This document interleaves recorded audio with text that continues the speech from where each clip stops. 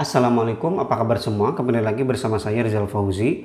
Di video kali ini saya mau share fitur-fitur baru yang ada di iPad OS 15. Ya, Apple udah resmi ngerilis iPad OS 15 secara publik. Kemarin saya udah dapat ya, langsung saya install dan saya coba-coba dan ini dia fitur-fitur yang ada di iPad OS 15. Tapi sebelum ke fitur-fiturnya, saya mau ngasih tahu dulu nih gimana cara update-nya. Bagi yang belum tahu, silahkan masuk ke setting. Atau kebetulan gitu ya, belum dapat update, silahkan cek sendiri ke bagian umum, kemudian klik pembaruan perangkat lunak. Nah, di sini akan otomatis mendeteksi pembaruan ke iPad OS 15. Atau bisa juga nyalakan ya ini otomatis download update-nya. Silahkan dinyalain aja biar kita gak ribet harus ngecek lagi. Oke, fitur yang pertama adalah adanya app library. Ya, ini yang kemarin tuh dihujat abis-abisan ya Apple. Jadi sesuatu yang udah lama ada di Android akhirnya dibawa ke Apple atau ke iOS. Dan di sini di iPadOS juga sama, ada app library. Tempatnya di sini ya, di samping. Kita bisa mengaksesnya langsung dari sini.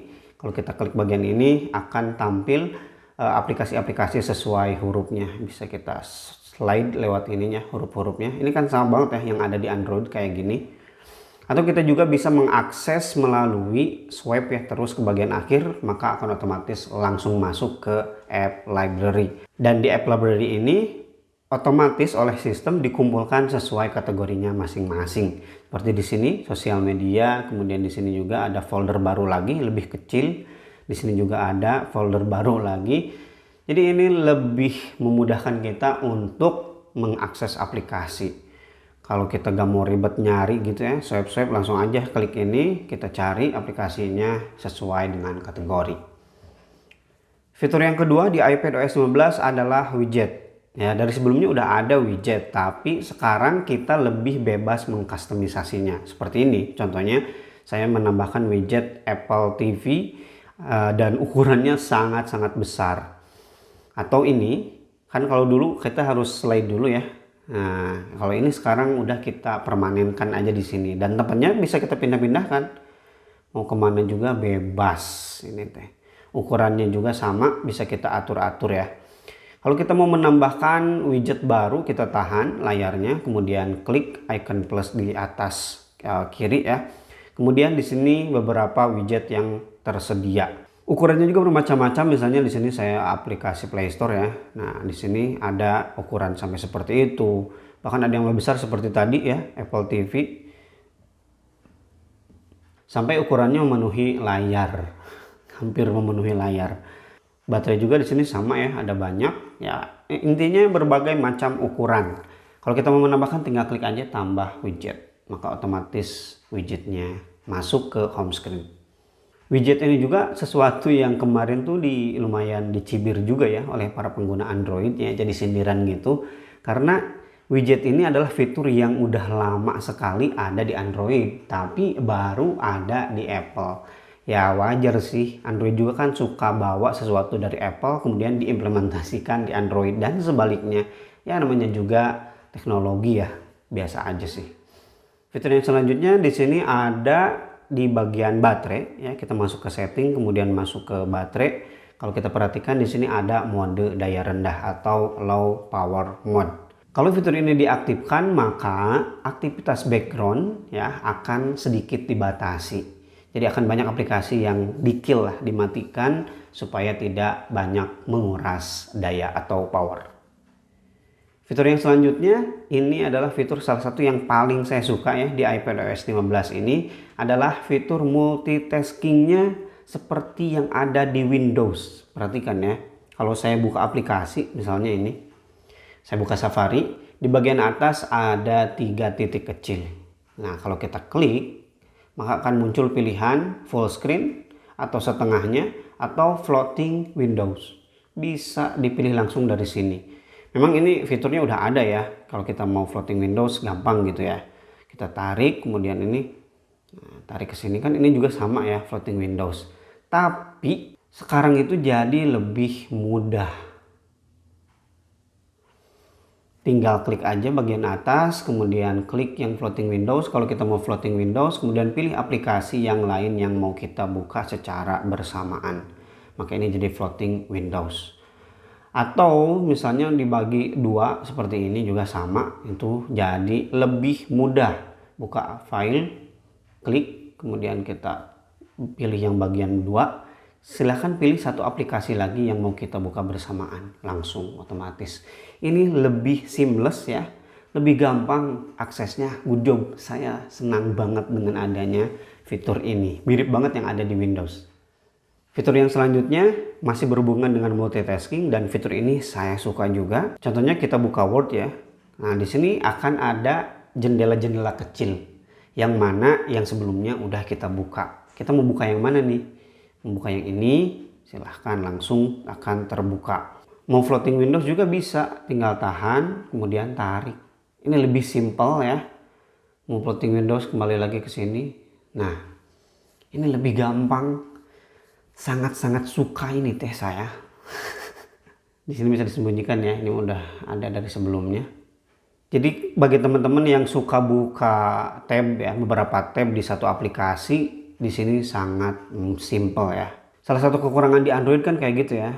Kalau saya buka Word gitu, kemudian saya mau buka dua dokumen secara bersamaan, itu sulit. Harus pakai app clone ya. Nggak tahu sih kalau di tab Android yang mahal. Kemarin di MatePad 11 pengalamannya kayak gitu. Tapi kalau di sini di iPad OS ini hampir pengalamannya tuh mirip dengan desktop. Cakep. Apalagi sekarang udah diupdate dengan adanya app Self seperti ini. Wah, mantap. Fitur yang selanjutnya ada di bagian Safari ya. Kita masuk ke Safari, contohnya seperti ini. Ini tampilannya jadi sedikit lebih berbeda ya. Nah, 1 2 3. Teman-teman kalau udah lama ya pakai Safari pasti sadarlah apa perbedaannya. Sekarang jadi lebih cantik ya, diperindah. Kalau kita klik bagian ini ada fitur ini 4 tab ya, pengelompokan tab. Nah, seperti ini. Kita mau nambah lagi, silahkan klik yang bagian plus. Ini akan lebih mudah mengkategorikan browsing kita. Kemudian tampilan ininya kita bisa ganti. Kita masuk ke setting, kemudian kita cari Safari. Kemudian scroll ke bawah, di sini ada bar tab terpisah atau bar tab ringkas. Kalau saya ganti ke bar tab ringkas, maka tampilan Safari-nya akan seperti ini. Ini lebih banyak ruang ya untuk kontennya. Dan saya lebih suka tampilan yang baru ini. Oke. Fitur yang selanjutnya ada di bagian foto. Nah, kalau kita buka satu foto misalnya, kemudian kita klik yang bagian I ya, ini keterangannya. Jadi langsung otomatis terbuka lookup ya. Keterangan sampai ke tempat-tempatnya ini lebih mudah lagi, lebih lengkap lagi. Tapi ada juga beberapa foto yang lookupnya itu nggak berfungsi ya. Seperti foto-foto yang ketika kita ngambil gambarnya itu nggak mengaktifkan lokasi misalnya. Atau foto-foto seperti ini ya. Kalau kita cari lookupnya ya keterangannya ya seperti ini. Sangat minim. Fitur yang selanjutnya ada di bagian mail. Oke, kita buka mail ya di sini. Nah, fitur yang barunya adalah kalau kita klik dan tahan, maka akan muncul pilihan buka di jendela baru. Kalau kita klik jendela baru, maka akan tampil ya seperti ini di tengah. Dan kalau seperti ini kita bisa membukanya dalam keadaan full screen karena adanya fitur yang ini nih. Nah, kita klik full screen. Jadilah apa yang kita buka dari mail tersebut menjadi full screen. Kalau kita klik selesai, kembali seperti semula. Fitur yang selanjutnya adalah Quick Note. Nah, kalau kita akses dari bagian kiri samping ini bawah pakai Apple Pencil akan screenshot. Kalau kita akses pakai tangan maka akan masuk ke Recent Apps. Tapi kalau dari sini kita akses pakai tangan akan masuk ke Quick Notes. Dan kalau kita akses pakai Apple Pencil juga sama, akan masuk ke Quick Notes. Kita akan langsung mengakses catatan. Kita buka Safari misalnya, di sini kita bisa mengcopy paste ya. Ini seperti yang udah saya lakukan di sini, copy paste gambar dari web secara langsung. Tulisan-tulisan kayak gini juga bisa ya. Kita tahan, ini udah biasa sih, salin, kemudian kita masukkan di notes. Kita bagian tempel, maka akan masuk ya. Sini lihat tulisannya sama persis ya. Kalau kita udah selesai, kita klik selesai aja, maka akan kembali lagi ke samping ya. Kita tarik lagi untuk memunculkannya. Atau kita juga bisa sembunyikan di sini ya, kalau ternyata notesnya belum selesai. Kita samping ya, geser ke samping, maka akan ada edge seperti ini. Fitur yang selanjutnya adalah wallpaper. Ya, kita masuk ke setting, kemudian klik wallpaper, kemudian pilih wallpaper baru. Di sini ada wallpaper dinamis dan juga wallpaper diam. Sebelumnya kalau nggak salah ya, cuman ada diam aja. Sekarang ada wallpaper dinamis, tapi isinya tuh nggak terlalu menarik sih menurut saya. Seperti ini aja gitu. Oke, kita batalkan. Saya nggak suka. Kemudian kalau di wallpaper diam juga nggak ada yang bener-bener apa ya, menyenangkan gitu. Wallpaper iPad mini dibawa gitu ke sini enggak. Cuman ini aja nih. Nah, ini yang baru teh. Sayang sekali tidak ada wallpaper yang baru. Saya suka tuh wallpaper yang di iPad mini 6. Pengen dibawa ke sini, meskipun tulisannya mini nggak apa-apa lah. Ya, meskipun iPad saya bukan iPad mini.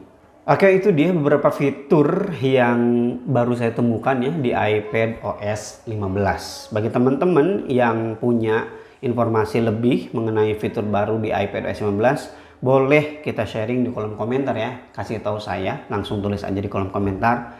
Atau boleh juga DM langsung saya di Instagram di @fauzizal19. Overall, iPad OS 15 ini semakin mantap, semakin fitur-fiturnya semakin menyenangkan gitu ya. Mempermudah pekerjaan kita dengan iPad ini. Saya agak nyesel pindah ke iPad karena experience-nya sangat-sangat menyenangkan. Terima kasih bagi yang udah nonton sampai selesai. Mohon maaf apabila ada salah-salah dalam penyampaian informasi atau kurang penyampaiannya. Rizal Fauzi pamit. Wassalamualaikum warahmatullahi wabarakatuh.